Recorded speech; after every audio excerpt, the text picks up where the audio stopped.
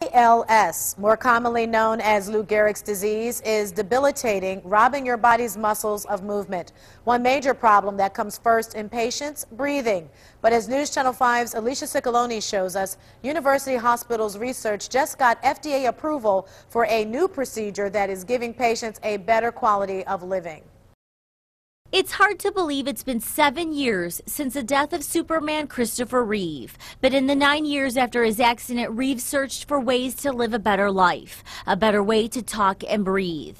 Reeve found out about research going on at university hospitals. Dr. Raymond Anders remembers clearly Reeve's excitement about the procedure called diaphragm pacing. He said, I'm a quadriplegic on a ventilator. If this works, I get a better quality of life. It's a simple operation.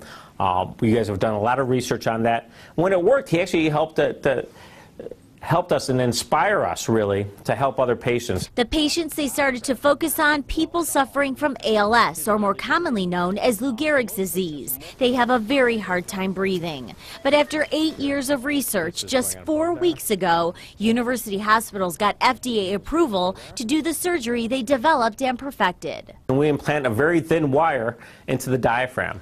That thin wire then comes out of the patient and attaches to a controller. This then the patient has. They can turn this on and it'll actually allow their diaphragm to contract. By having this, it allows us to move that muscle better so that you can maintain your breath. ALS patient Fred Kesselman from Memphis, Tennessee found out about the procedure and had his surgery just days ago. I couldn't walk 100 feet without stopping. Just 2 hours after surgery, Fred already was feeling positive effects. I'm ready to go home, start exercising again.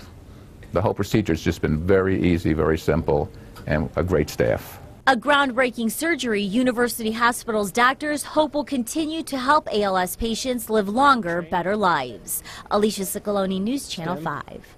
University Hospitals is the first and leading site in the world performing this procedure.